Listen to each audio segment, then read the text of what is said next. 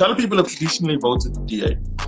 But do you think the EFF and the ANC has within their policies a way of looking out for colored people?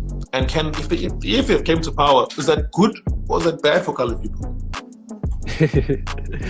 That's a tough one. I don't think that EFF and ANC care for colored people. I don't think that they really. I don't think we're in the conversation when it comes to race. It's a very. I think the race conversation is very black and white in South Africa on the whole. It's very black and white. And when I say black and white, I don't mean as we are not black people. When I say, I don't think when people say black people, they're including colored people.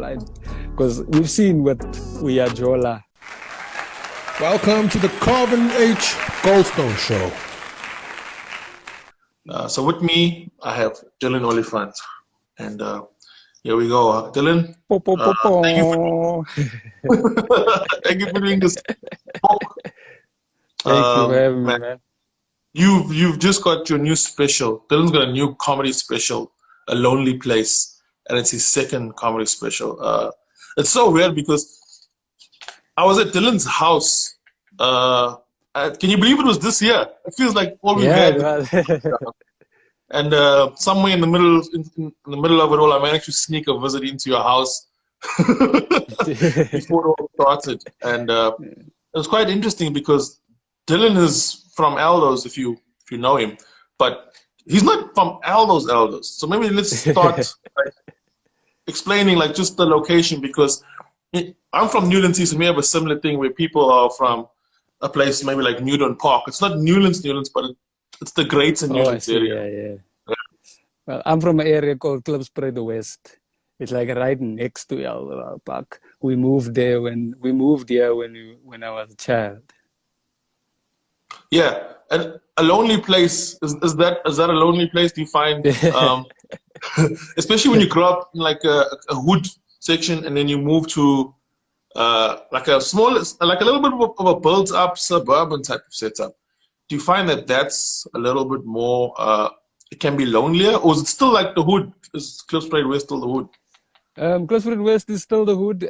Where I stay, it's a bit nicer, a bit more quiet, and yeah. But it's not like it's still the hood. It's still very much the hood. Like if you just cross the road, you can find. I just stay in like a very quiet little place. But if you just cross the road, you'll see the hood for what it's the hood. It's the hood. Yeah. Yeah, because you got the park outside with the children, and you and I went to the shop, and the shop was all caged up, and we had to cook. So if you've ever been to a shop in a hood, like the person that serves is not waiting there for you. Yeah. They're just hanging around. In a house. Yeah. So you have to kind of make noise, bang the gate, or shout, hello. I don't know what you shouted that day, but service, we scream service. Service.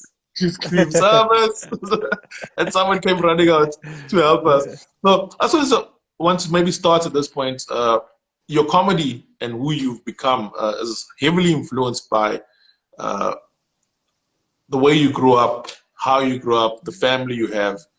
But if you had to kind of break down the most important influences on your life, if you think about whether it's your family or your community or your politics, what would you kind of highlight to the things that most formed your thinking? Hey, there's a phone. Wait, sorry, I'm on the phone. I'm busy.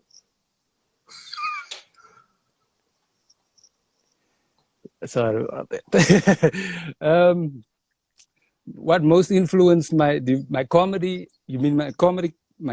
Well, just you as a person, right? Because your comedy is almost like an outflow of the way you think. Yeah, for sure. Yeah.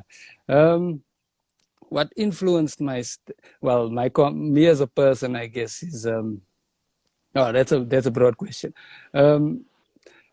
I look from when I finished school. I finished school in 2007. When I finished school, I was at home for a while, and then I started doing comedy.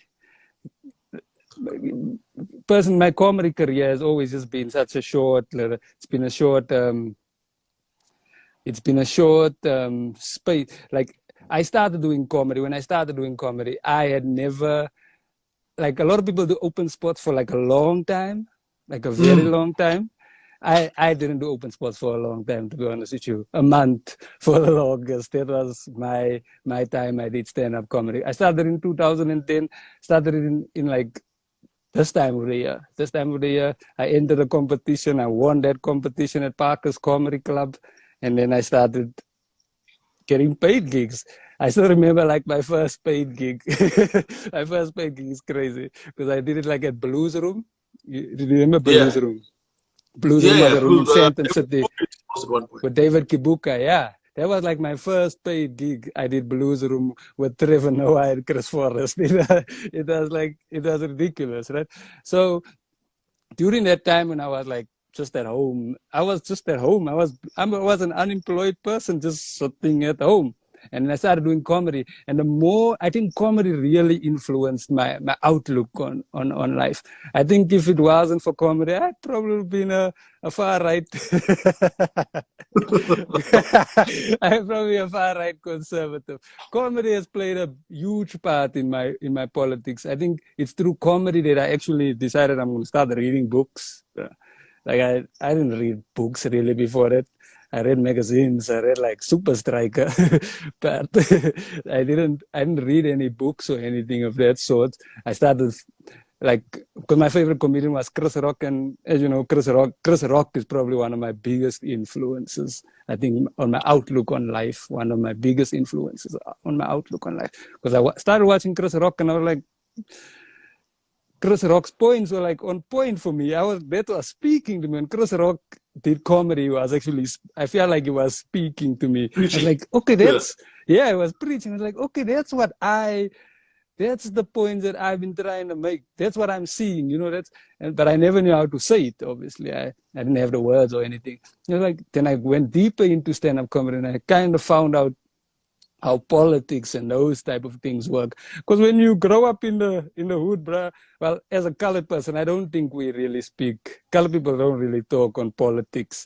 Colored people only, well, I'm not saying colored, the colored people I've been around, they only seem to criticize whatever the landscape is, whatever we're in right now. Like if the ANC, we just criticize. All I knew growing up was, hey, the ANC is not doing their job. And that's pretty much, I think a lot of people grow up like that. And that's how I grew up. I grew up thinking, yeah, the ANC is just, they don't do their job. They don't care about colored people. And then I obviously came into comedy, started reading up on some more politics, started reading up on some Biko. Steve Biko is another big influence of mine. Started reading on some Malcolm X. There's another big influence. And Ta-Nehisi Coates is a book, Between the World and Me. I don't know do you know that book? Yeah. Between the World and Me. When I read that book, when that book came out, I was like, this is it. This is the thing, bro. And then I started reading more books, man. Yeah. So would you say that a lot of the influences came from, especially in your thinking, came from Black consciousness thinkers like Malcolm X and Steve Biko? Because the way, as you pointed out, the way most, it's not just your experience. I can express a similar experience.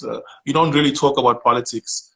In my case, my father was a bit of a maverick in our community, I would say, because he used to wear ANC shirts and Mandela shirts.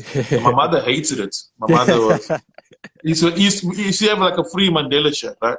And my mother used to be like, why are you wearing that, man? That man's a terrorist. Because she was, he's also conservative, but she was like super conservative.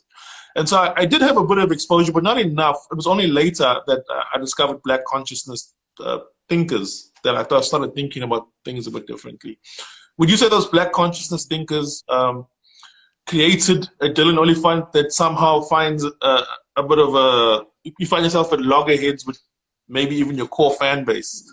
I was actually thinking about it just yesterday. I'm like, I always thought that I think that my politics is for the people, but even the people that I think my politics is for those are not their politics. Those are definitely not their politics. And I always come on to it's always a fight on Facebook or on social media about certain politics. And I find Twitter is a more open space to my politics, and that's why I enjoy Twitter way more. I think I enjoy Twitter way more than I enjoy Facebook, for instance. I feel like the people. So I feel like the people on Facebook are not my politics demographic. we don't agree. Do you think the people on Facebook are your audience? Are they the ones that are actually buying into your comedy, and the people on Twitter? Are the people on Twitter also buying tickets to your shows? The ones that like maybe agree with you or follow what your thinking is?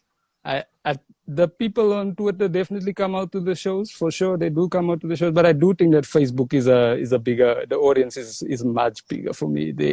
I do like my page audience. My friend page people are not the people that come through to shows. They don't ever come through to shows. They just sit there. I don't know what they do. They just sit around there. But the people on my page, for sure, they definitely come through to the shows. And I think maybe I found myself on my, because I never used to care about my Facebook page necessarily. I never cared really for it.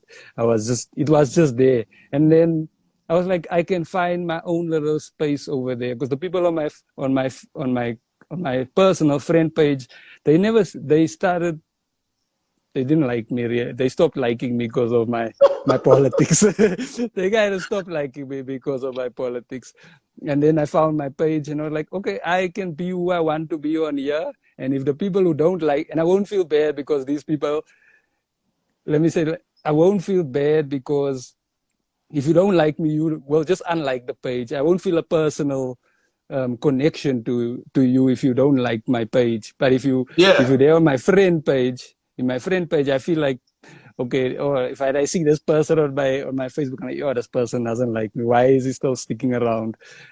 And then, so I kind of use my page to just be who I want to be. And the people who want to stay around, they stick around.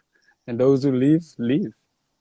So if you divide it in people, I understand what you're saying, because I have two pages too. I have my personal page, and I have my other page, my fan page, just like you do. And I found with the people that follow you on your friend page, like your friends, the ones that send friend requests, because a lot of them have been in your life. Not all of them, but a lot of them have been in your life at some point. You've crossed them at church, or you've met some of these people. Having an altercation with them has more far-reaching implications. Yeah, for sure.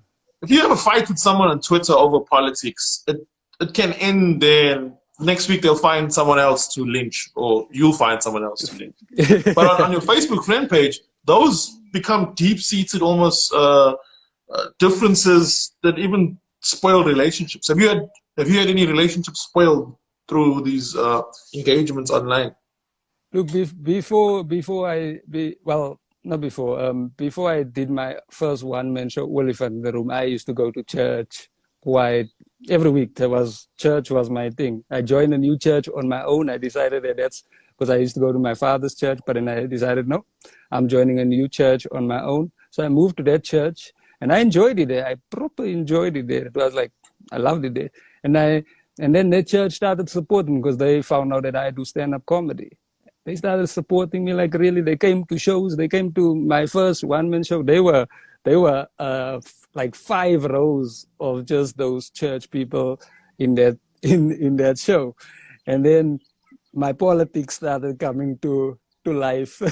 And that's when I think I lost them. I think I lost those people, and I kind of feel sad about. I still feel sad about the fact that I lost those people, because they liked me, but now I feel like I'm more myself than I've ever been, and now that's the person they don't really like. Because up until that point, you're almost like playing the crowd, right? Because these people like me and they support me. You don't want to lose it. You don't want to tread on their toes. So you kind of play it, but eventually that becomes its own prison. Yeah, for sure.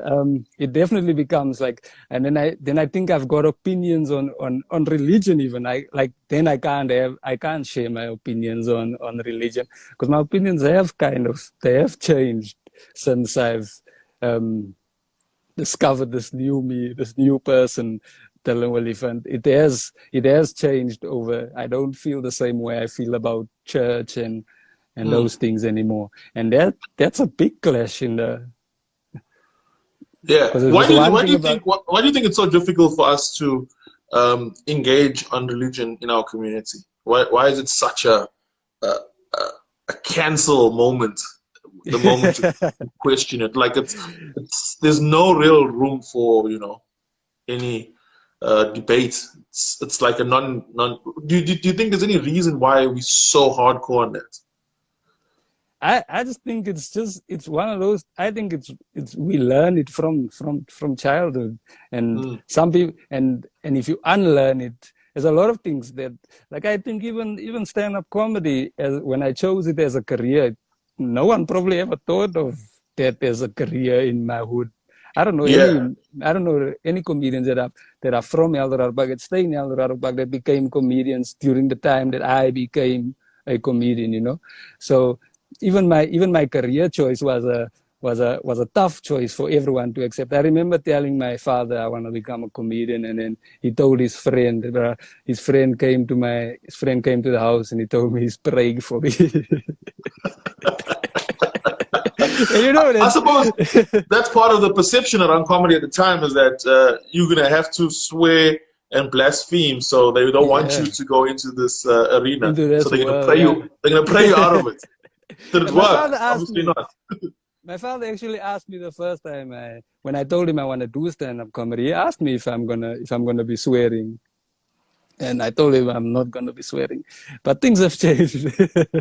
But even still, then you're one of those people who's not like known as a swearing comic, even though you do swear. Obviously, fuck Michael Owen is your biggest catchphrase. But that's also like it's strategic as opposed to just like for the sake of it. Yeah, for sure. My aunt actually called me that because she watched the comedy special, and she said, "Wow, you've gone better since you're swearing now." She felt you improved your game. She felt I've got better. She felt I've improved. I'm just a better comedian now. And my aunt is also a church-going aunt, but yeah, that's the choice I chose now, and it's a bit difficult coming with the people I love around.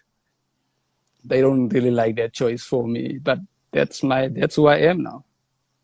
And this is important, right? Because the fact that she's noticed how you've improved so much in your comedy is also a testament to you finding yourself. Do you think a lot of comics and a lot of performers in general don't really perform in their true self? For sure, yeah, for sure. I think we always want to speak on things that the audience already agrees on, or that the audience is that the audience will take up. That the audience will go, okay, yeah, that's fine, we go with it. But I think a lot of comics, especially in the beginning, even me, I did jokes that when I look back on those old jokes, I'm like, I would never ever make such points again. The children of today, you always get agreements with those. Yeah, for sure.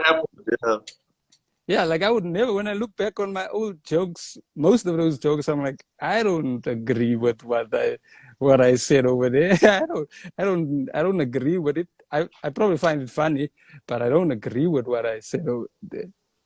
How do you use that old stuff? How do you still like play it? Do you still, if you need to tell a joke and you have a show, do you still say it, or do you completely remove it? I've completely scrapped like all my old jokes. I only do these new jokes from my new special that I've done. And because I feel like my new special is a bit more it's not completely who I want or who I am or the comic I really want to be, but it's a closer step than ever to who I want to be. That's what I really love about this new special. Yeah. Okay. So it's interesting. I met your parents, and they reminded me very much of my own upbringing. Their demeanor and their way, and there was people over at your place, and there was lots of food, and we all went to the kitchen and dished, and it was all this, and it all happened so quickly, right? Because we were there, they were in church, they came back, and there was just food everywhere. People came to visit. There was a guy from Durban, and I found that family environment very familiar, very, very familiar. So, as would you describe yourself as someone who's close to family? Has family got a big influence on your general thinking and the way you see life? I'm very close to my cousins because I grew up an only child. My cousins have always just been the people that I hang around with when my friends are not around. Those are my friends. School holidays, that's where I spend most of my time at my grandma's place. I would spend. So my cousins are a big part. I still visit them almost every Sunday. Before the lockdown, obviously. Before the lockdown, I used to visit my cousin every Sunday, and I still visit her. So I think my cousins play a big part in my comedy career. I think they even the most supportive when it comes to my comedy career. My cousins love my comedy career on the whole. As for my uncles and my aunts and they I don't think my political views are definitely not from them. I always clash with my uncles when we're having family gatherings and we speak on politics. I think when it comes to my politics, I am not my uncle's. You're not your family's guy. I'm not my family's guy. I'm always the one that's against what they have to say, because we don't have the same politics. As I say, I think church also shapes your politics, and because I kind of left the church, my politics have gone even further left than before. Because I had when my ex-girlfriend was she was very Christian. She was very Christian, and even at that time I was also in church all the time. But at that time I had my doubts, but I didn't want to question because I really liked her, and I realized but later into our relationship, before it ended, I realized how we won't work out. We don't see the world the same, even though I didn't really know it as left politics or right politics. I just saw it as when we spoke on way, as opposed to left and right. This is the right thing. Yeah, this is the right thing. Yeah, this. I always felt like even on homosexuals, my opinion on homosexuals, I was just like, yeah, it's fine. Let them just love who they love. Yo, she brought out the Bible on me, bruh. She went through the verse, and I'm like, just let the people be, man. Just let them be who they want to be. Hey, and we clashed.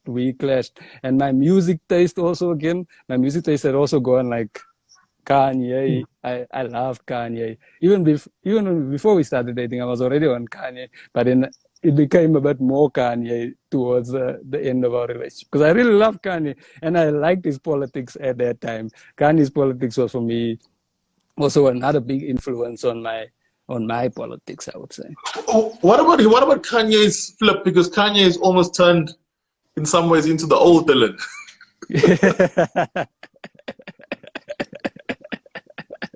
Like the old Dylan would have really liked this Kanye a bit more than the other Kanye. Yeah. How do you treat Kanye now in his new now that he's a Christian, and he's also I'm not sure if his politics are right wing, but he's definitely sympathetic towards Donald Trump, and he wears the MAGA cap, which is a big statement for like a person in America to actually go out of their way, especially a minority. And all right, Kanye, how I handle him now, I just handle him like some people handle R. Kelly, bruh. Yeah. They say that we have to separate the artists from the politics. I don't think I'm ready. I don't think I'm ready to let go of Kanye's music. Kanye's music has been the influence on my life, and it's been a big part of my life. So I don't think I'm ready to let go of Kanye's music, but I've kind of really let go of Kanye the person. And Kanye the person was also the person I really liked a lot. I liked his arrogance. I liked even now he's still that arrogant person, but I felt like his arrogance had meaning before Kanye went before Kanye went the right. I felt like his arrogance had meaning, but now I feel like, yeah, no, his arrogance is put to a side that I don't like. Well, I don't But agree with. Let me not say it's that. Yeah. interesting because one of the things that attracted me to Kanye was his rebellious nature. Like he's not supposed to be a rapper necessarily. Like, you know, he's a producer. Producers stay producers and rappers are rappers. And he kind of breaks through that, and he does it in an amazing way, because he doesn't just say, I'm a producer who's going to be a rapper. He says, I'm going to be the best rapper, and he aims for the top of two fields, producing and actually the stage performance. And he achieves it, right? Because he really becomes like an iconic figure for our age. And part of that journey is he's a rebel throughout. He's rebellious in the way he's doing his clothing. So now we all kind of on his side in terms of how we view the world, and Kanye influences like, wow, this is how you do it. And in some way, no more rebel, because we all in the same sort of camp. So the fact that he's gone the other way, in some ways he's still the rebel, because people are not saying, I don't like the fact that you changed. Almost like what people are saying to you, right? No, for sure. He's still the rebel, but now I feel like he's a rebel without the cause. Like when I watch Kanye and I see his interviews, I always feel like he's just doing this thing just to get the attention that he so badly needs. It doesn't feel like it comes from the right place. I don't feel like Kanye even cares about Donald Trump's politics. I feel like he's just like, yeah, let the people are going this way. Let me shake up the tree and go that way. Do you think it's just a shake-up? Because this is an interesting thing, and I watched his interview on TMZ. I watched him in the White House, and I try to make sense of what his message is. And I'm not sure. I agree with you. I'm not sure if he's entirely behind like the Republican Party or Donald Trump, but I felt like what he was trying to say is, because I'm black doesn't mean I have to be against Trump, which I think a lot of people of color or minorities in America assumed. And there's this big issue with Joe Biden now, right? Because Joe Biden was on the interview with Charlemagne. Not black. And he said to Charlemagne, you can't be black if you vote for Trump. Something to that effect. And so that assumption that the liberals or the Democrats have that black people will vote, it's the same assumption that I grapple with, and why I find the Democratic Alliance a problem to our community more than a solution, is because amongst colored people, there's an assumption, and I suppose in my case also Indian people in Durban, there's an assumption that you're going to vote for the DA because you can't vote for the ANC, because the ANC, they're not for us, kind of thing. There's no real, as far as I can tell, growing up in Europe, there's no real campaigning and hard work to change our communities from the Democratic Alliance, because like the Democrats in America, whether they help us or not, who else are we going to vote for? Yeah, for sure. No, definitely. I do get that notion that that black people should just be voting for the left-wing party and white people should just be voting for the right-wing party. But I don't think that my politics is like America's politics, because America's politics is weird. They treat politics like football teams, bro. They like, it's either you Man United or Manchester City. You can't be in between. You can't be whatever. But I don't see my politics. That's why I'm not a DA voter. I'm not a DA voter. That's for sure. And my politics don't lean towards DA supporters. And color people also can't seem to understand why my politics lean more towards the EFF than anything else. That's where my beliefs almost are. The EFF is more my cup of tea. But what is it about the EFF that kind of reeled you in, so to say? The EFF is the EFF chose a side. I don't believe in not choosing a side. I feel like middle of the ground, middle. I feel like middle is not good enough. Middle it's not good enough. So I like the EFF. They chose. We want the land back. they almost preach black consciousness on they more towards Biko than ANC and DA could ever be. And I think the ANC is ANC and DA is just the ANC is just a black version almost of the DA. The politics are not far in terms of policies. They're not far in terms of policies, in terms of their belief in religion. The EFF is more my and they've chosen a side. The EFF is also not quiet about who they are and what they want to be. Whereas the ANC and the DA, they a bit flip floppy. I don't like flip floppy.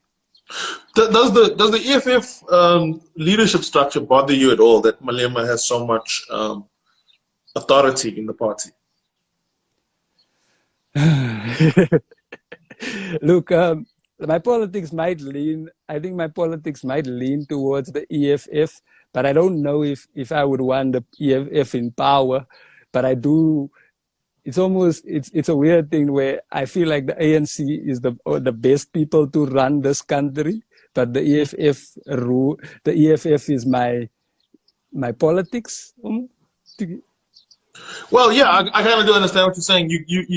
The EFF is not mature enough to carry out these radical views. That's why I'm asking, how do you feel about Malema? Because when I look at the EFF, and I myself have been in trouble many times for sharing or promoting some of Malema's statements, because I watched an interview. There's one in particular that really resonated. It was about white farmers leading South Africa, and he was saying white farmers can stay. They can go if they want to, but we're not gonna treat them in any special way. We're not gonna please stay. Kid gloves. Everyone, if you want to go, you go. If you stay, you stay. And that was essentially the message. There's no special treatment for any group. And a lot of people hated the fact that Malema had said it. And I found, for me personally, while I resonated with a lot of the rhetoric and what he was saying, him as an individual still bothers me, because I feel like there's not enough checks and balances from within his party, that if we ever got in power, we'd never be able to rein him in or control or make sure that he's towing the line. So that's my grapple with the EFF. How do you feel about Malema's authority again? Do you think he's too authoritarian? Does he have too much power within the party? Or do you think the party's done enough to make sure that he's checked? I feel like Malema would. The problem I have, one big problem I have, with Malema is I feel like Malema, if the ANC would come through and say he must come through and lead there, he would probably go to the ANC. I think Malema is more of a power guy than he believes his politics. I don't think he believes his politics as much as he claims to. I don't think. You think he's a bit of an opportunist? For sure, yeah. As most politicians probably are. He took movements like Fees Must Fall, movements that I believe in. He took movements like Fees Must Fall, and he takes those movements and he uses it to politic, and he uses it to politic. And I guess it's the right way if you want to be a leader of the EFF. But I do think that he is an opportunist, definitely. So, as a colored person, as you've said, do you feel that the EFF or the ANC, so the colored people have traditionally voted DA, but do you think the EFF and the ANC has within their policies a way of looking out for colored people? And if the EFF came to power, is that good or is that bad for colored people? That's a tough one. I don't think that EFF and ANC care for colored people. I don't think that they really. I don't think we're in the conversation when it comes to race. It's a very. I think the race conversation is very black and white in South Africa on the whole. It's very black and white. And when I say black and white, I don't mean as we are not black people. When I say, I don't think when people say black people, they're including colored people. Because we've seen what We Are Jola, that video. We've seen what how black and colored people are definitely not on the same page in terms of politics. We don't believe the same things, and we don't agree. We're not the same. There's a race battle there. There's a hatred there between each other. I don't know where it started. I think I would give the benefit of the doubt to black people. I think that they kind of have a reason to almost be angry or hate colored people, because they were like at the bottom over there, and you can't be going when they were at the bottom. When black people were at the bottom of the food chain, colored people were a bit higher up, and colored people's racism has way more effect, I think, than black people racism. Well, at least historically, maybe not now, but colored people racism. And that's why even till now you'll have colored people that think they are better, even if they're poorer than well, it doesn't matter where they stand economically or whatever. Even if they're the lowest, they still think that they are better than black people. And I think that's where the divide comes. So that's where the ANC and the EFF, which if you want to call them pro-black parties, I don't think they pro-colored. Not necessarily. No, I don't think they are. No. It's an interesting thing you talk about, where they see themselves on the hierarchy, because hierarchy is always kind of developed, and whether government influences it or we leave it to people just to organize themselves.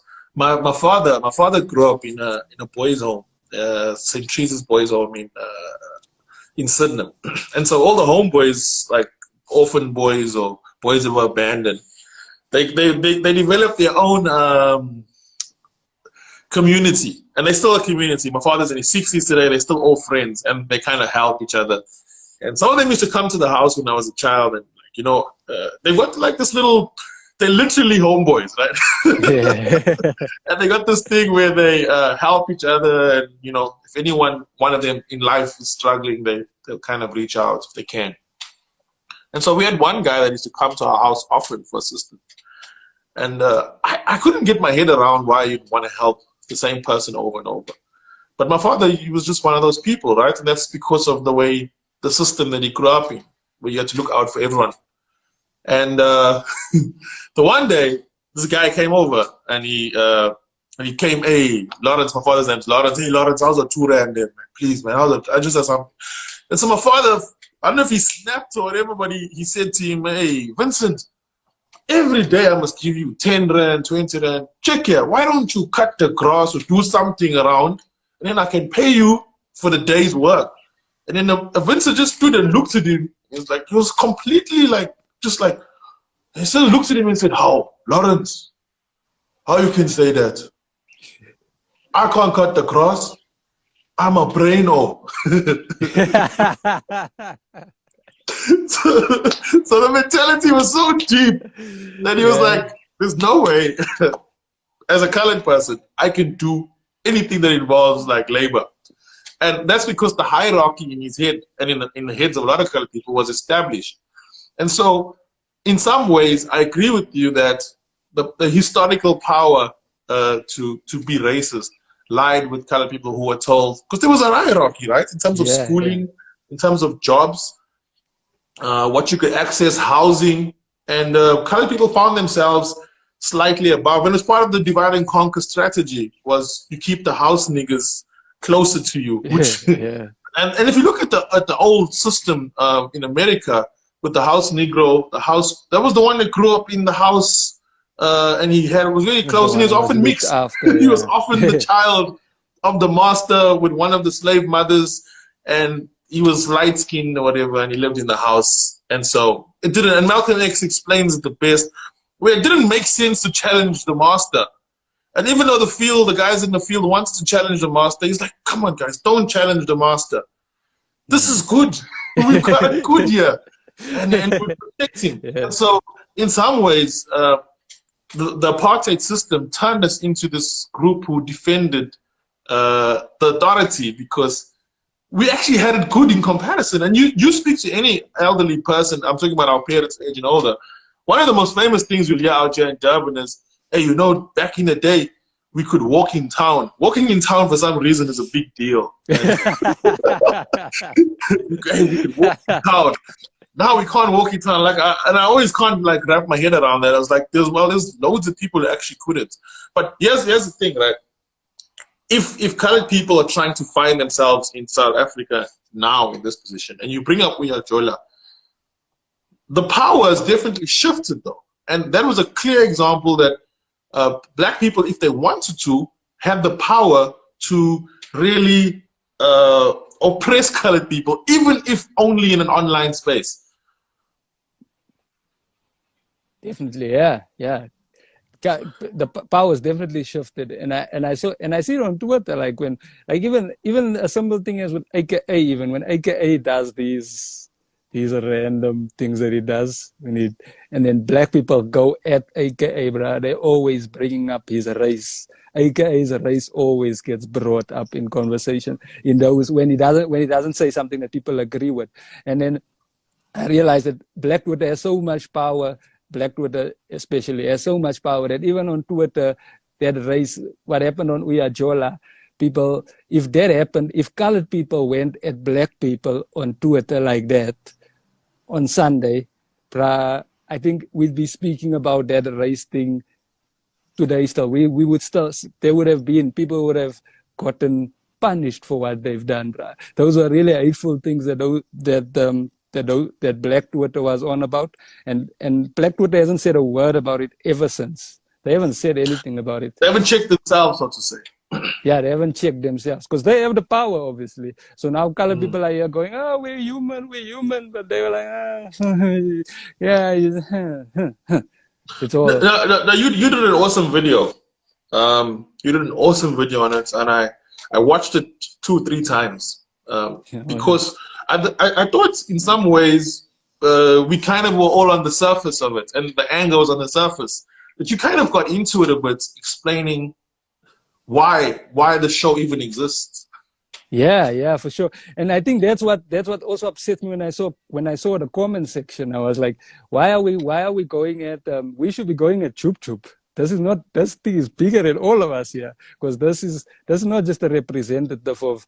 Chup Chup is the one using our pain to make money and to entertain other people, and now we get smeared as thieves and violent people and all those stereotypes, and he's just reinforcing stereotypes about black people all over again. That show is not just next week on Sunday. People will be talking, they'll be saying things about those people, but they won't be mentioning their race. But they will be speaking about how those are, and me as a colored person who didn't grow up poor is almost like, yo, now I must look down because I must go and say, no, I'm not like those. I am not like that people. And I think that's also another problem. We have to, Chup Chup is the problem, yeah. Mzansi Magic is the problem. I don't think that those people in the video are the problem. Those people are human beings. They can be whatever they want to be. They are representatives of themselves.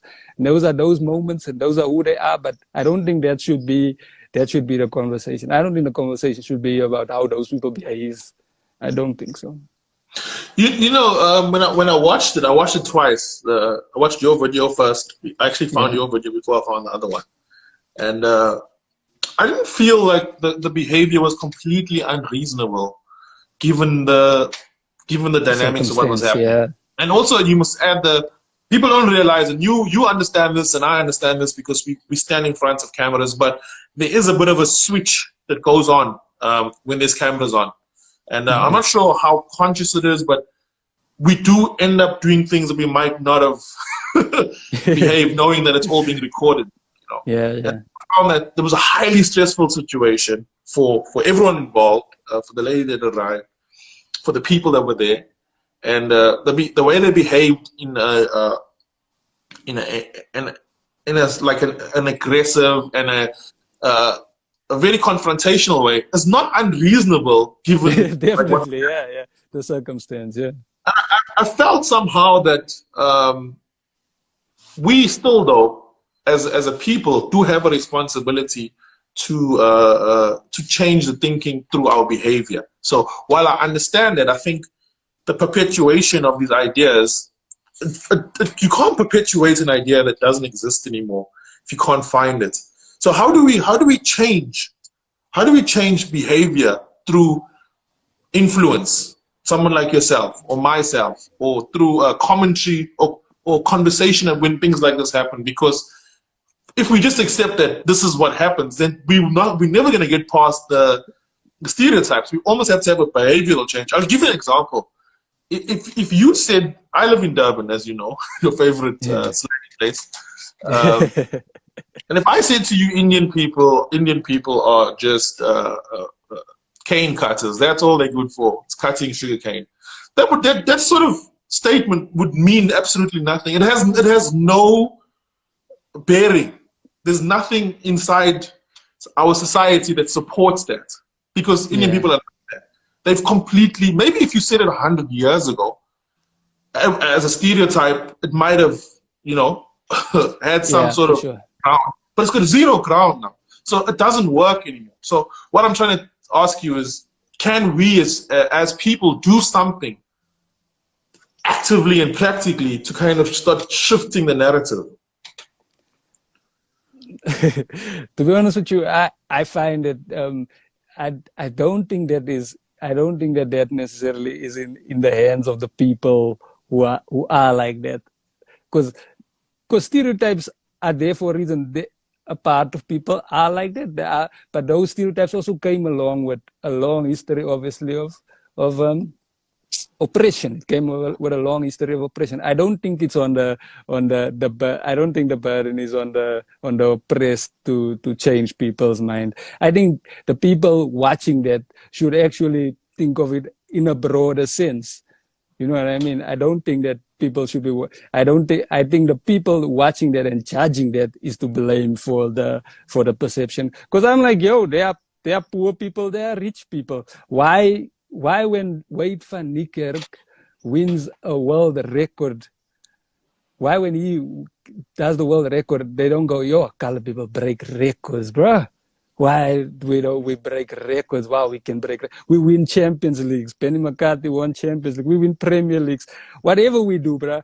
Whatever colored people are like that. No, they don't see colored people like that. But when that one thing happens, or when that thing happens, then we all get that blanket statement. Then I suppose equally, if we look at it, like for example, after Uya Jola happened, and then we looked at Twitter and we were like, oh, look what's happening here. I suppose in some ways that's also not reflective of how all black people as Africa might feel about colored people. Because I read a few comments where people were like saddened that this was taking place. Yeah.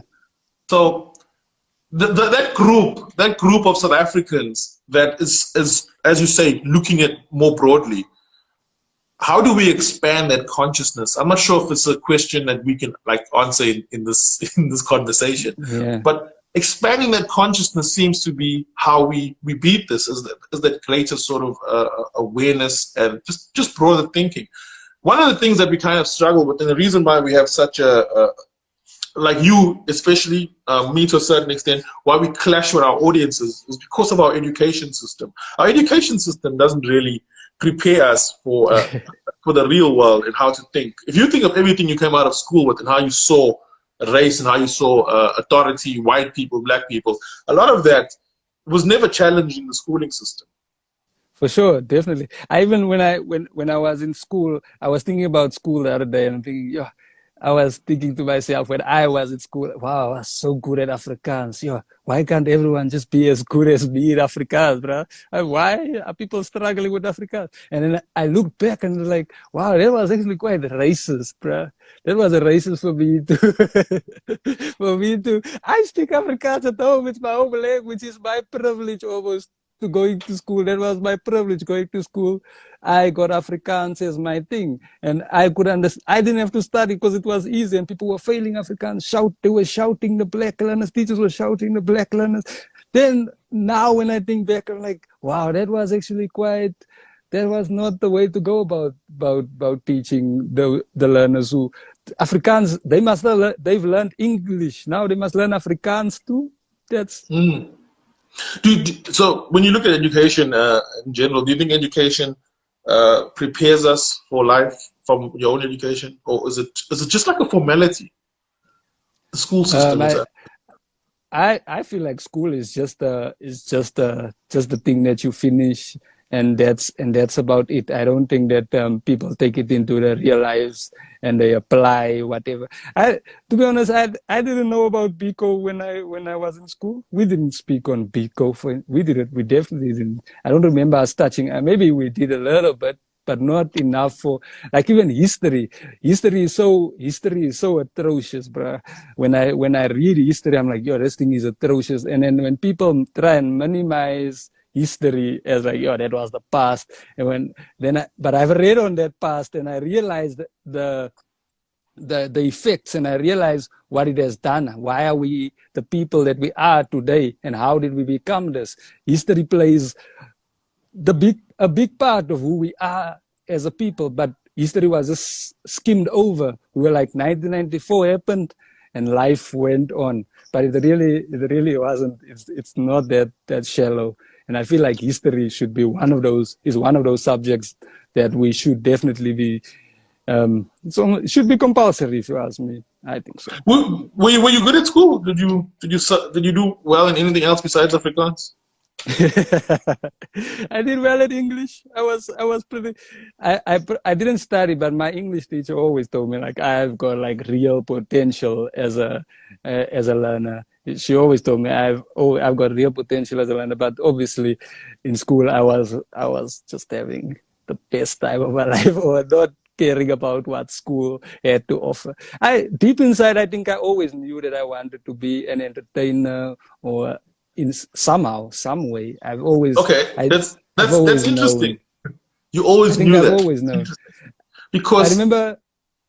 Yeah? I remember in English class, I would, like, speeches and those type of things were like my things. People actually, the kids even in the class were like excited when they saw me going up for speeches. Like, I would even go Chris Rock in my speeches at that time. Wow. Like, I remember the one joke. I always did that joke. A white man dies, he leaves a will. A black man dies, he leaves a bill. And that joke, I quoted it once in a speech, and the class was laughing, bruh. So I kind of always knew that was kind of the thing that I almost wanted to do. Even in church, because when I was in church, in youth, I was the guy writing plays. so that the youth can get together. I would write the play, direct the play, do everything, and we'd do a play. I never knew that. I never knew that you were a playwright and a director. Well, I suppose being a comic, you are that, right? You write your script, you direct it, and you perform it. It's the one art form where you're in complete control of every aspect of what it can be. And I think that's what I actually kind of really liked about stand-up comedy, because I kind of got frustrated with trying to get youth to do a play. Then I got stand-up comedy, where it's all in my power. I get to do the thing. I get to say, no, this is how it's going to go. And I don't have to worry whether someone pitches up or not. I'm going to do it. It's my thing. I like doing it. And that's the thing that I liked about stand-up also. Your dad was a teacher, right? Yeah, he's a teacher. Yeah. He's a principal now, or deputy. He's a principal now, yeah. He's a principal. So it's an interesting thing that you said, that you always knew you were going to be a comedian, or you always wanted to be like an entertainer, so to say. Because I find there's a bit of a trend amongst the comedians, and I'm not sure if it's across groups, but a lot of comedians, their parents were teachers. So yourself, I know Robbie Collins' mom was a teacher. Yeah. My mother was a teacher. I think there's a few others. I think Dillan Oliphant. There's a lot more that I've actually been through in my head that actually had teachers as parents, and I'm not sure how much of an influence that is on on you becoming someone who stands on a stage or on a platform?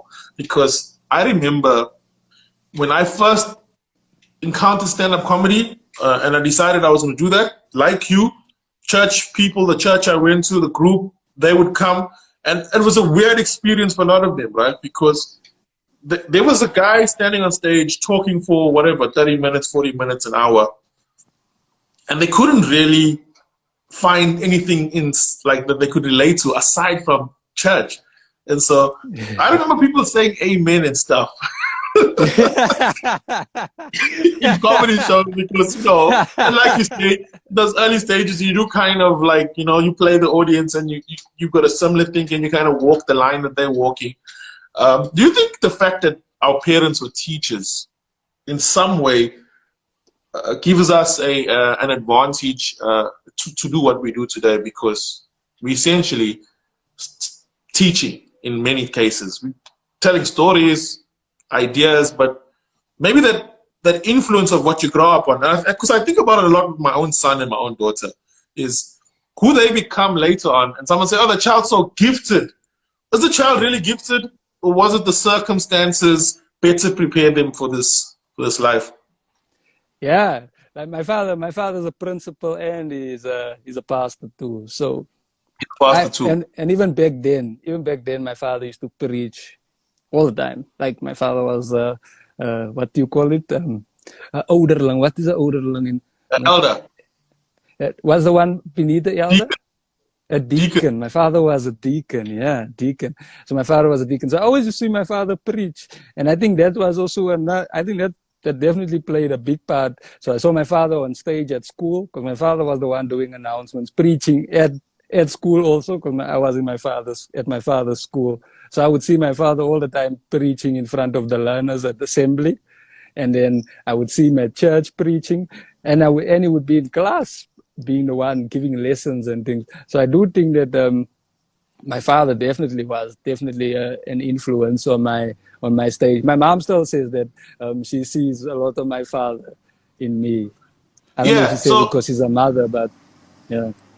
So in my case, it's quite similar, right? My dad wasn't a teacher, but he was a very vocal preaching figure, and my mother says something very similar, which almost like makes me think about something. Is that we talk about our community and and particularly my interest is how do you shift the narrative? How do you shift the narrative through behavior?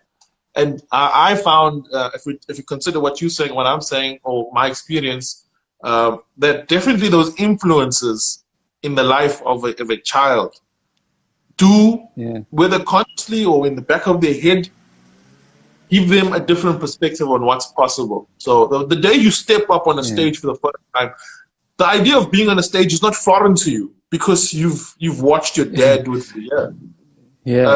And this is one of the challenges I had in my own head with moving suburbs or moving areas.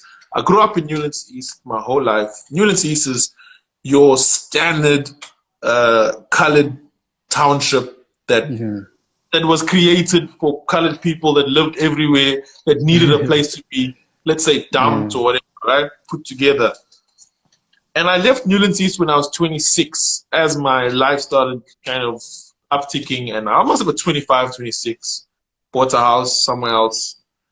And I always battled within my mind what I battled with was, do I have a responsibility to actually live near the community I grew up in, to be a visible light or a visible example that things can change?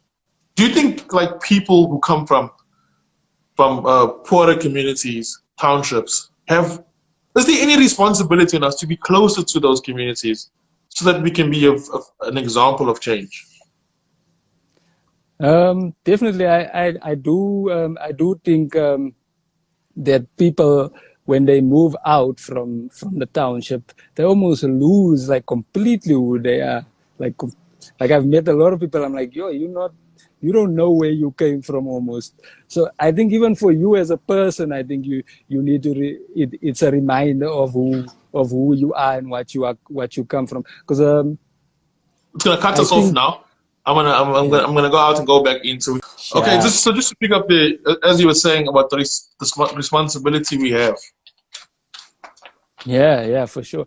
I do think we do have a responsibility of almost of going back to the township and reminding people that there is another way. But I don't think that um, me or anyone making it out of the township is a light on you can make it. I don't think that one person. I think that's anecdotal more than proof. Because there are many people that made it out of the township, and people that even came back to the township to give their due. But I don't think that that's a reflection of people making it out of the township at all. Also, I suppose one of the challenges is to do it in a way where or to do it in a where you're not looking down on people, or you're not like standing above them and saying, "Hey, look at me, I've done this," kind of thing. To be almost sensitive. It's a delicate balance there, where you're not like, oh, you're almost not flossing on the less fortunate, as they say. Yeah, man, for sure. Yeah, it's a tough one. Like I always there's this house in my hood, well, in Eldorado Park. It is the most beautiful house I've seen, bruh. Like I've seen a lot of beautiful houses even outside of Eldorado Park in wherever, but that is one of the most beautiful houses I've ever seen. And I'm like, how can you even have a house like that in Eldorado Park? When I see the house next to it, I'm like, you know that old joke where people explain, you know that big house, the house next door, you know that little joke, and I see that house and I'm like, how can you even have a house like that and live in Eldorado Park? Because a lot of people think when they make it out, it's just to make it out. Like, yeah, I can do it, you can do it too, and it's not like that. I definitely don't think it's one of those I can do it, you can do it too type of. There's a lot of luck involved. And hard work comes with luck, but there's a lot of luck involved in making it out of here. Yeah, a lot of the big business tech owners or whatever will tell you that, yeah, you had a great idea and you were prepared to put in the work, but it was a chance meeting at this point with that point that made this happen. And you've had a few chance meetings. You opened for Trevor Noah. I think it was in 2012. 2012, yeah. Pretoria. And you left quite an impression, but it was also a big step for you. The reason I know you left an impression is because I saw Trevor maybe 2-3 weeks after that run that you did, and we were talking about you, and I would say he was pretty overwhelmed by how well you did. Because the way Dillan is so funny, man. Dillan's amazing. He was so, and he was quite overwhelmed. How did that happen? How did you find yourself in that space? Well, I met Trevor at like my first paid gig. No one actually knew. No one actually knew that was my first paid gig. When David Kibuka really liked me because I won the Nando's comedy competition at Parker's Comedy Club. So David Kibuka you was a judge that I think David Kibuka played a big part in Trevor's choice. To choose. Yeah, I think David Kibuka played a big part in Trevor choosing me as his opening act. Because David Kibuka was like, you couldn't believe it when he met me. It's like, when David Kibuka met me at Parker's after my set, he couldn't believe like how good I am. That you existed, right? That I existed, yeah.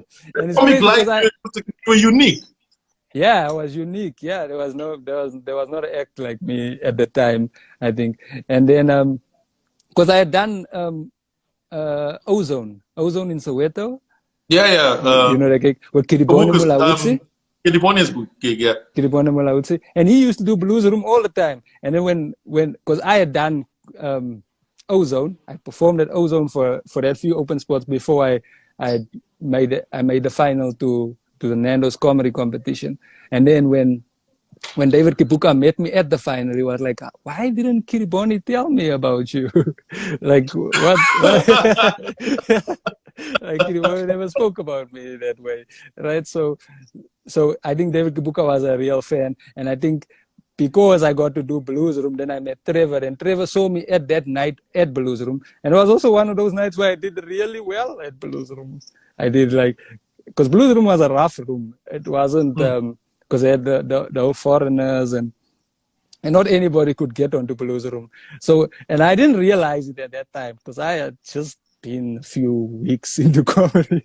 I didn't realize it at that time that Blues Room is like a room that it's like a thing, right? It's like a thing, yeah. It's like the room before. I never played Blues Room. My career. Well, I never played a lot of things, but another strange Trevor story is the Nando's, the same Nando's festival that you were part of, the one that you won. I think the year before Trevor had played it, and there was a few other comics from around the world. And I had known Trevor because I had worked with him, I think 2 years prior to that. And I'd never played Blues Room. David Kibuka and Trevor were on the Nando's festival, and I saw Trevor, and it took him a moment to kind of like recalculate like where we met. Yeah.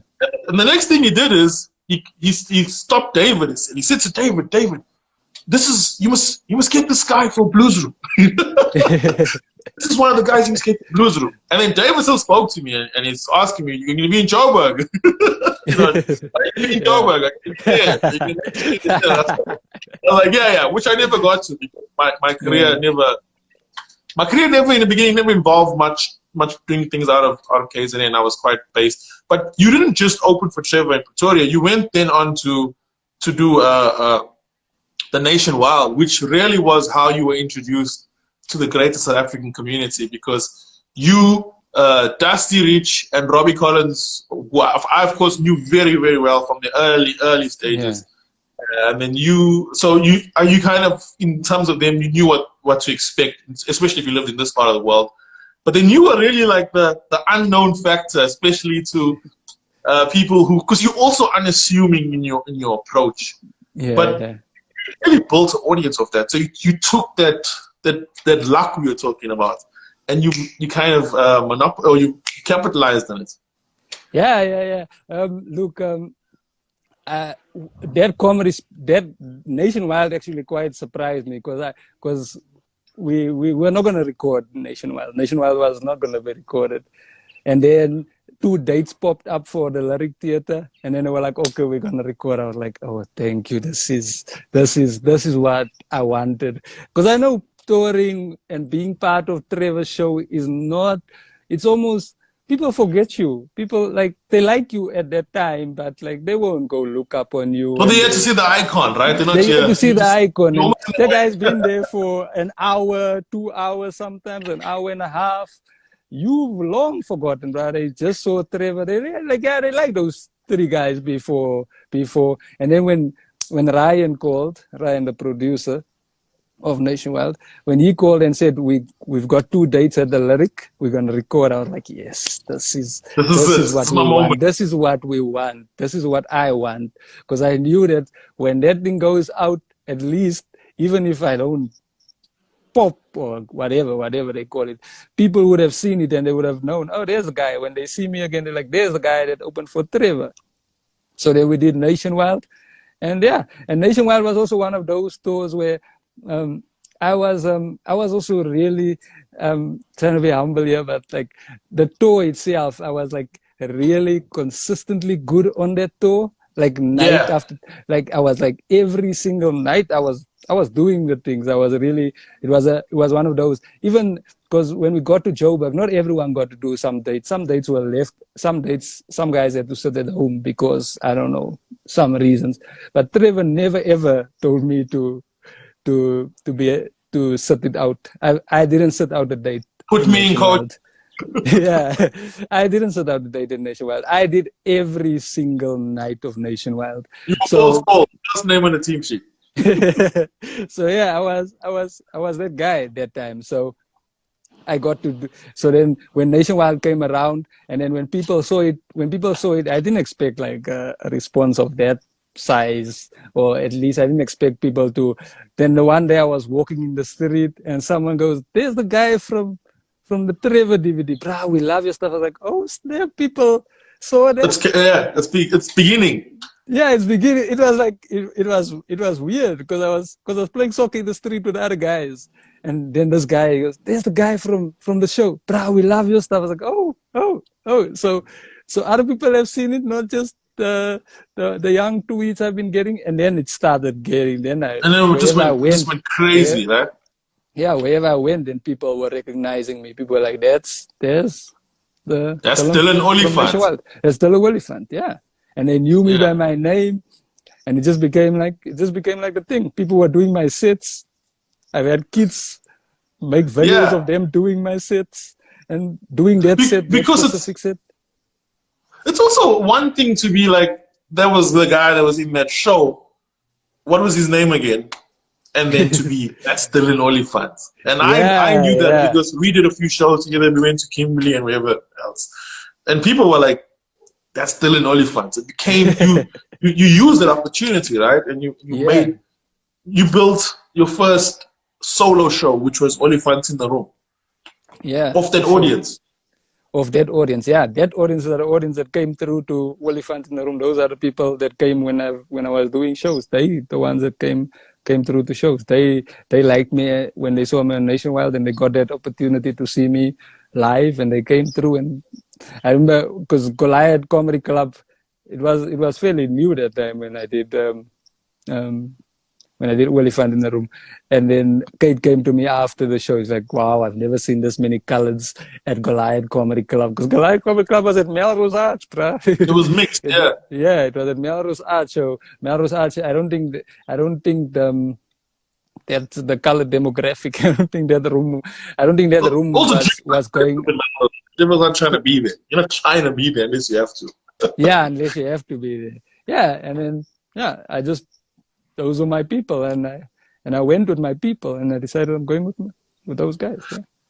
Now, the challenge we all have is once you've established yourself, right, and which you have, is maintaining. Because I think the consistency is where the breakdown is for a lot of people in our business or in entertainment in general. Is that to be able to maintain that high level of output and to keep your audiences coming back is not as simple as people think, right? You can be hot for a moment.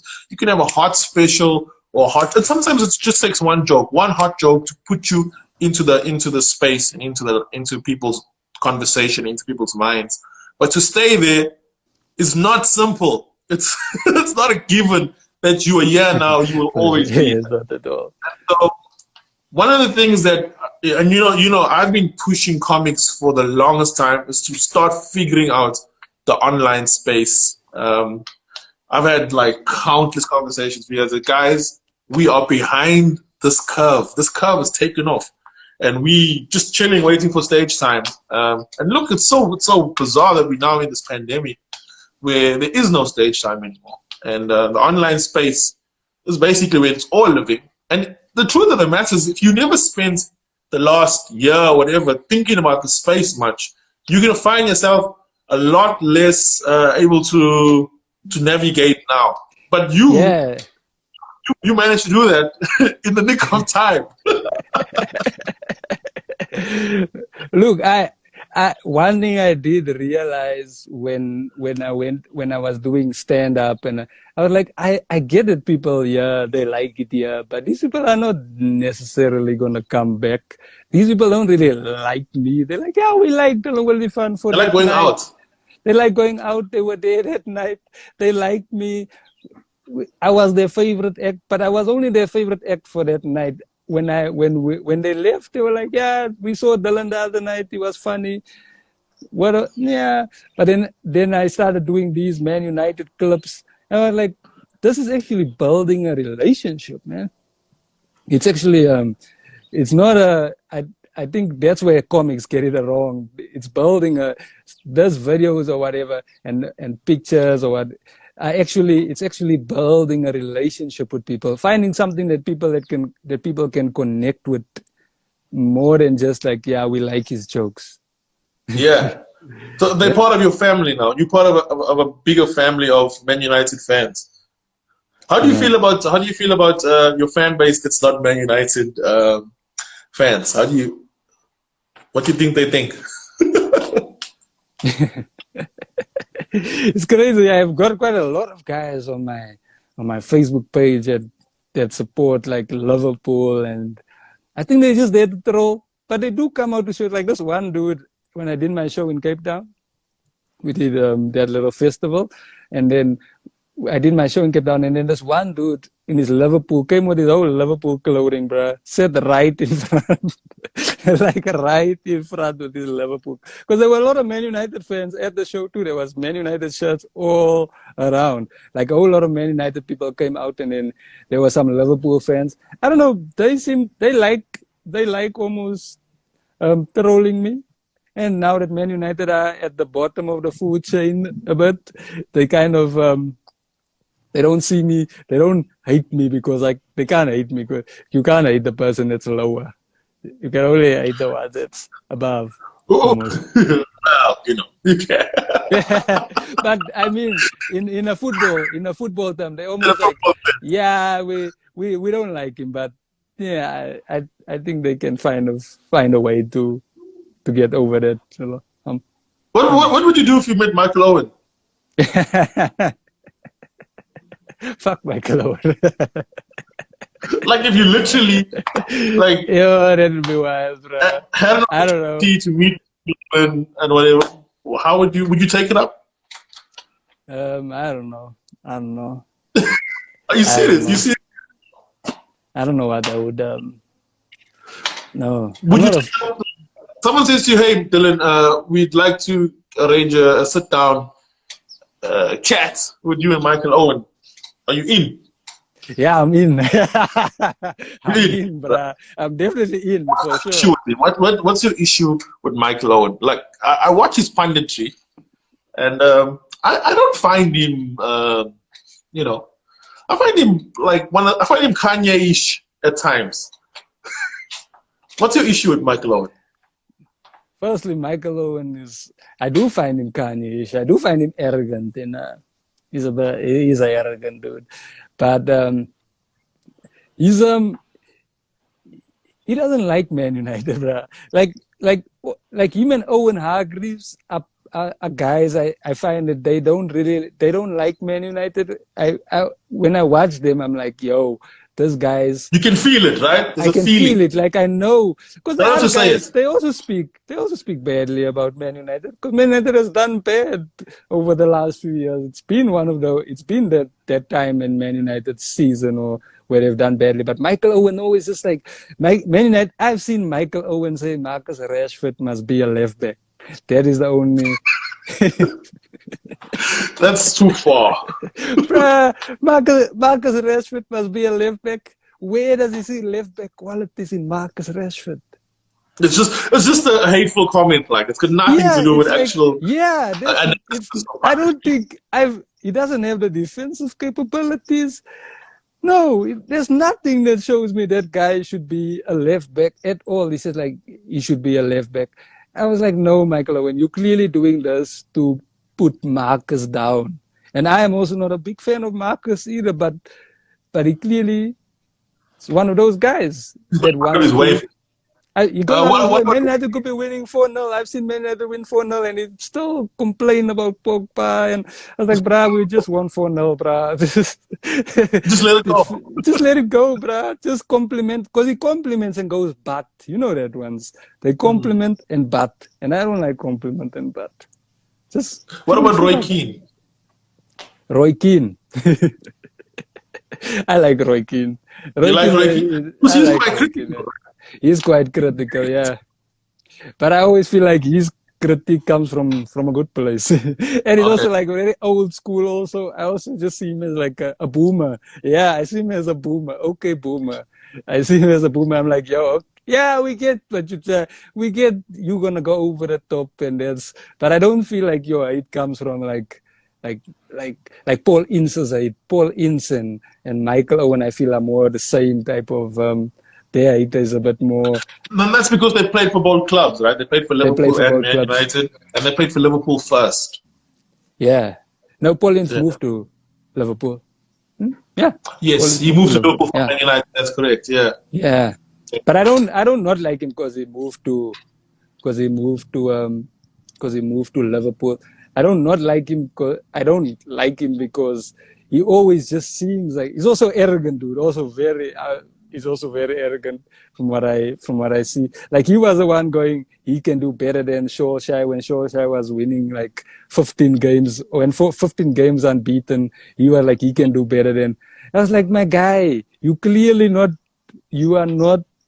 You wanted a job, just say you wanted a job. You don't really care for Man United or you're not speaking objectively. I don't think he speaks objectively.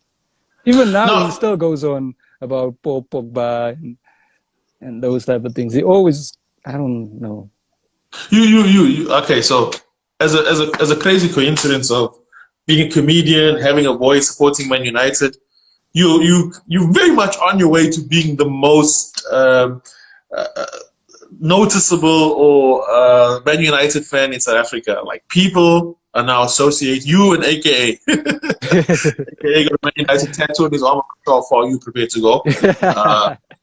But you tattoos, bro.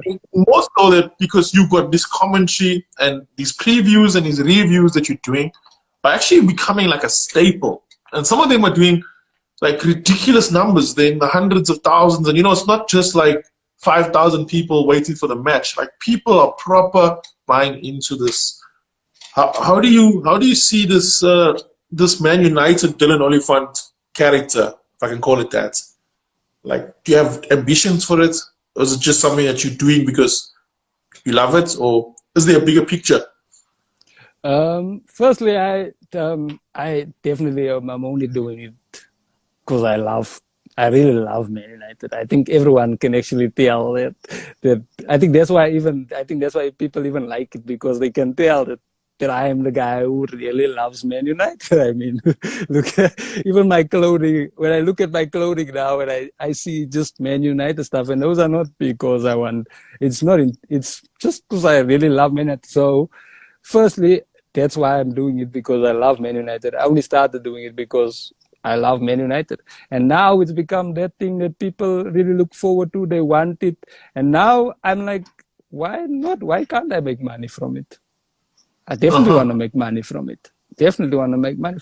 I mean, why can't I make money from what I love? I make money from comedy. That's also what I love. I really love comedy. I didn't start out doing comedy thinking I'm going to be making money from it, or it wasn't the goal. I think as artists, I don't think money is the goal. It's not necessarily the goal. It's more we just want to make money so we can live. We want to make money off our art. That's what we want. Is that a problem too, though, that we want to make money off our arts? A lot of artists end up very poor because we live for the applause, right? And unless you kind of switch on and say, well, I need to get my business brain on here, else I'm going to lose out. Do you think it's a problem that we live for the art? Or is it fine? And if you don't make money and you've had fun living for the art, that's good enough anyway. I think it's going to be a problem if it makes you unhappy, then I guess then it is a problem. If not having money makes you unhappy, but if not making money makes you unhappy, then you should probably start making money from it. I don't think there's a problem just doing it because you love it. But I think that making money off of it is also another level of validation. It's validation that what your people art, are paying you for this means. Your art means something wherever it is, whether it's for 50 people or 100 people. So I think making money off it says that your art means something to people. Okay, Dillan, just before we end, Man United, your starting 11, best starting 11 of all time, from the back to front. If you could choose all the players from all the generations, what does it look like?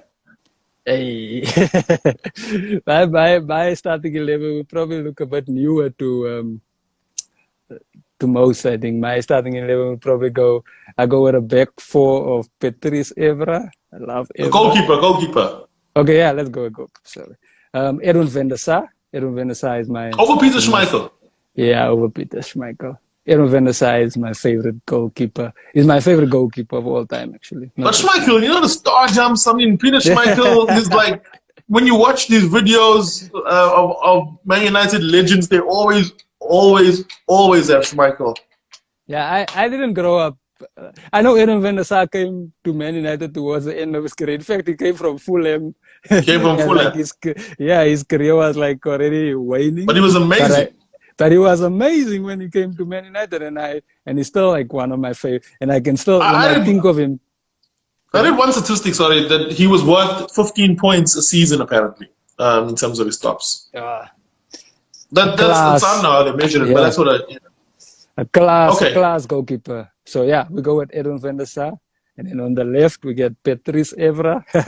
I love Evra because Evra super troll. Loves this game. He's such a troll, but he's entertaining. Patrice Evra.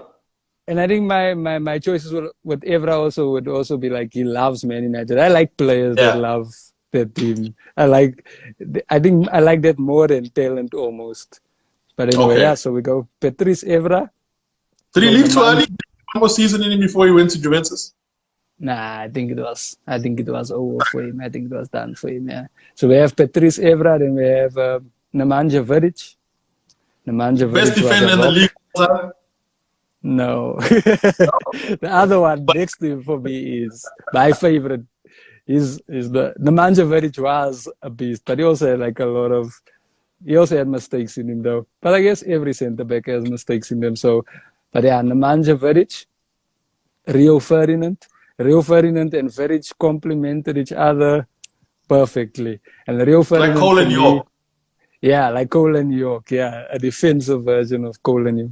Rio Ferdinand, Nemanja Vidic was boss, and Rio Ferdinand was, for me, one of the most intelligent footballers. Yeah, I love him. I love that guy. So then at the right back, I would go with at the right back, I would go with I want to say Gary Neville. Oh. I want to say Gary Neville, but I liked Raphael more than Gary Neville. How do you feel about Gary Neville? My father's a huge Man United fan, and he used to always complain about Gary Neville. Gary Neville was a workhorse, man.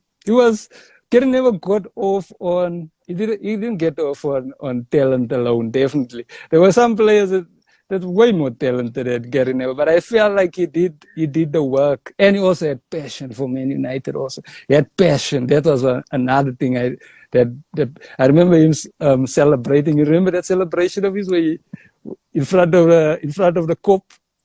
Yeah, where he did that Rio Ferdinand scored that header, that last minute header goal. You like that passion, right? That was amazing. Yeah, there was one. I think that kind of made him stand out more than his footballing abilities. And he was there a long time, right? His consistency, whether you're saying it's the highest level or not, he was consistently Gary Neville for a long time. So you knew what you're gonna get. He's like your McDonald's. You know what you're gonna get. Yeah, for sure. Yeah. So yeah, let's go with Gary Neville. But I like Raphael quite a lot too, which is another thing. So yeah, let's go with Gary Neville.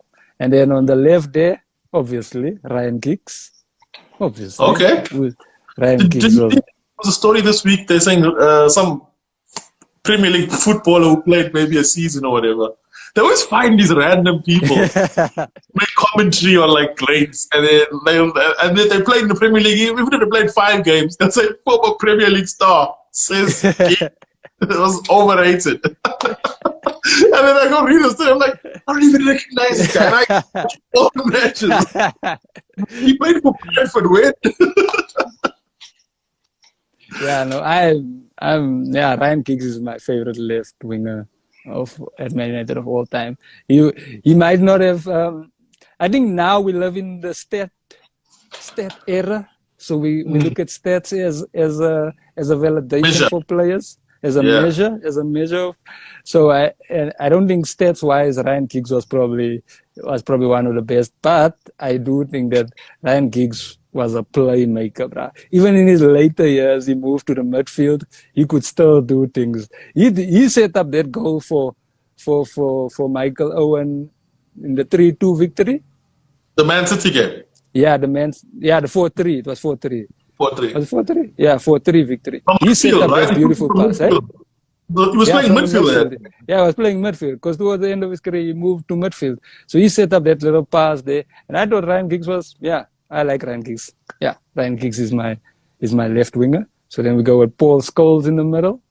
Is Paul Scholes the greatest English midfielder of all time? I've For heard this me, debate yes, many yeah. times. And a For lot of Man me, yes, United yeah. fans will preach Paul Scholes over Gerrard, Lampard, and whoever else would bring the conversation, because they're saying Paul Scholes didn't get the same limelight because he was in such great teams like those two, but he was actually like better. And you've got the claims of people like Xavi and Zidane who speak about Scholes in the highest like regard. Yeah.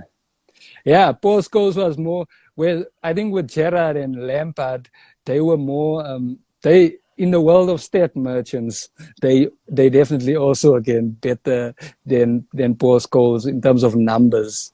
But then Paul Scholes also didn't need to do all those numbers. Paul Scholes kept games, he was a playmaker. Whereas I don't think Gerrard and Lampard were playmakers necessarily.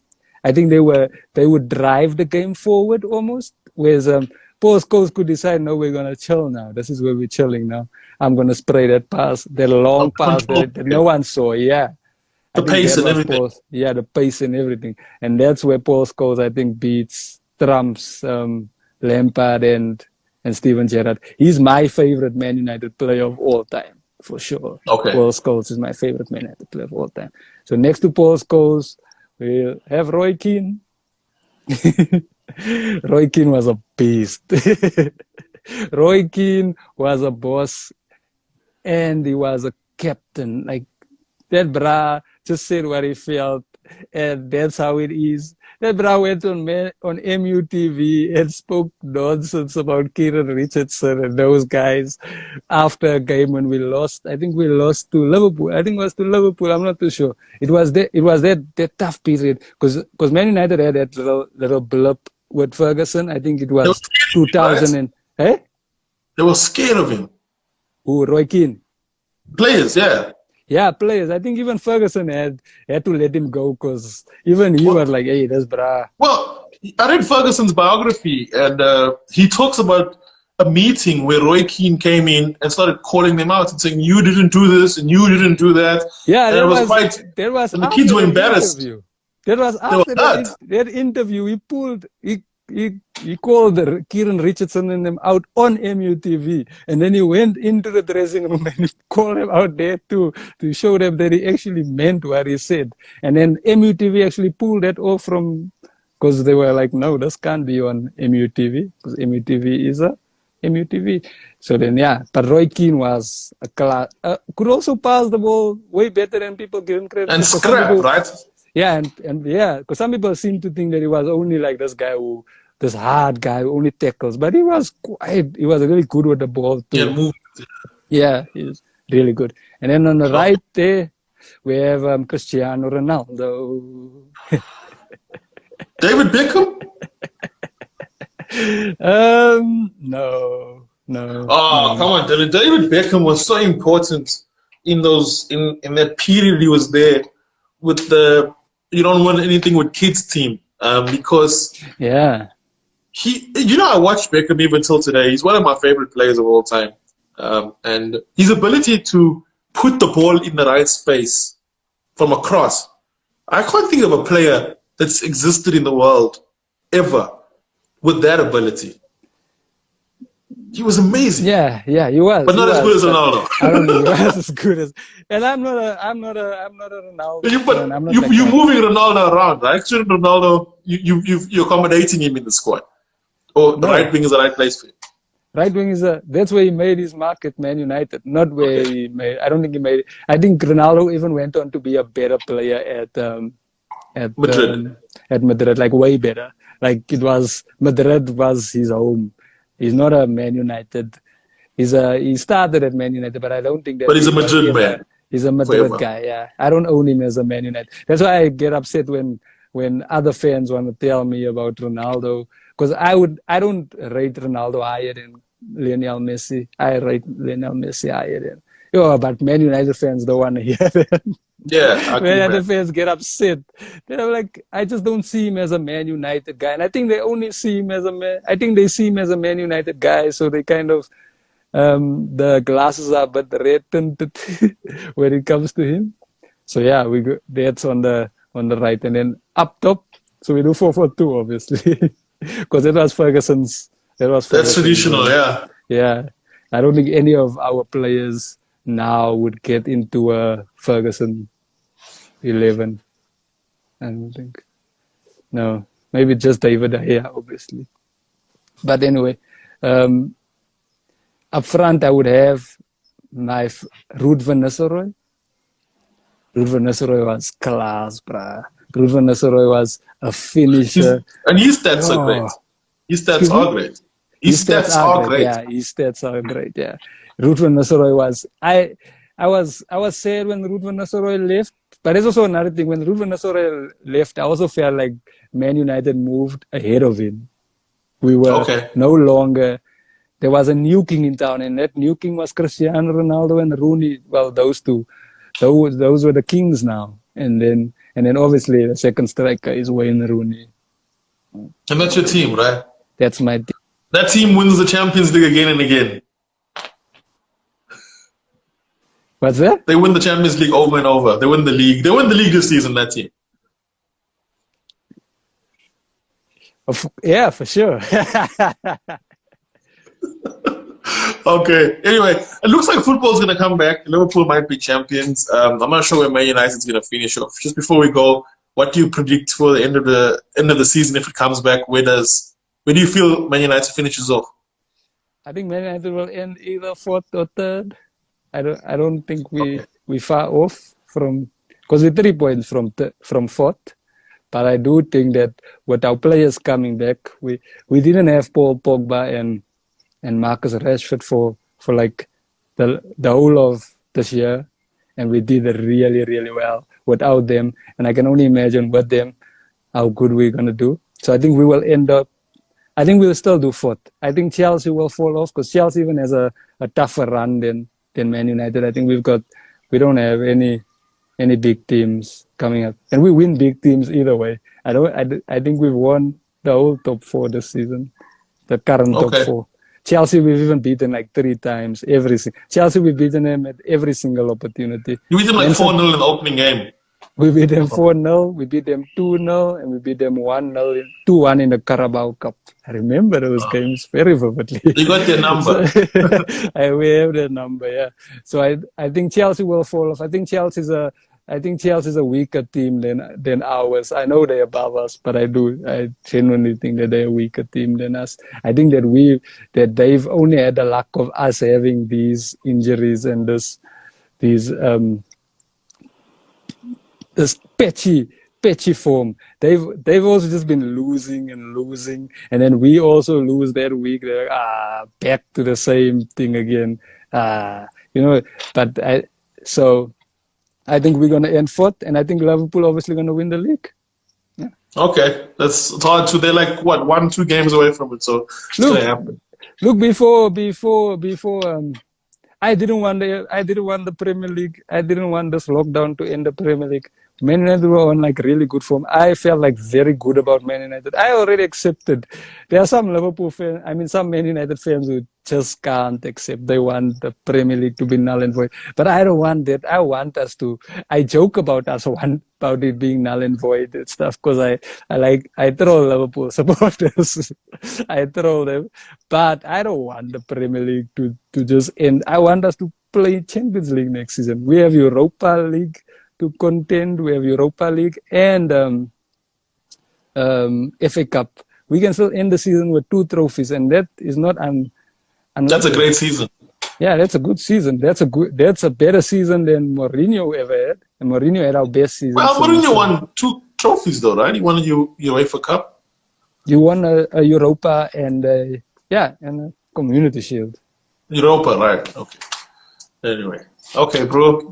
Dillan, shot for hanging out, bro. All the best in the lockdown, and see you soon. I'll see you at home or on stage or wherever. Hey, I hope we get on stage soon. When do you think we're gonna get on stage? Realistically, I'm thinking that probably about this time next year. Hopefully sooner. Hopefully like November. But people I are think, going to church, bruh. yeah, but I think the psychology of going to a show is going to be a bit different. Also, I think I'm not sure if there's going to be as much spending power with everyone losing jobs and stuff. So you look, it all depends how quickly the whole world comes to their senses. Yeah. Well, Anyway. I'll hope that it's November, December.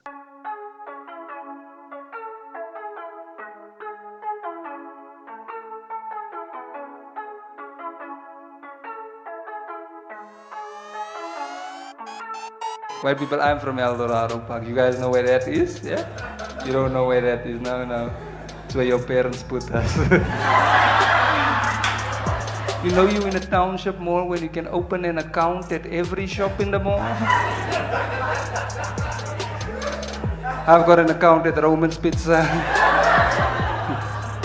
Still paying off a few slices. I love the looting.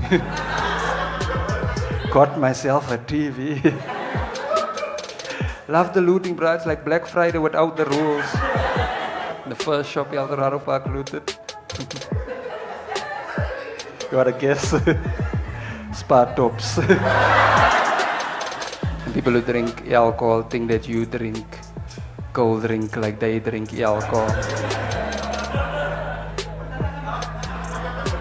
Like I've never had 8 Cokes in one night. I over-empathize sometimes. Like I could be walking down the street and someone wearing a balaclava could be coming towards me. And my first thought would be, let me not judge this guy. Let me get to know the man behind the mask. And the man behind the mask always just robs me. It's never mzege zege.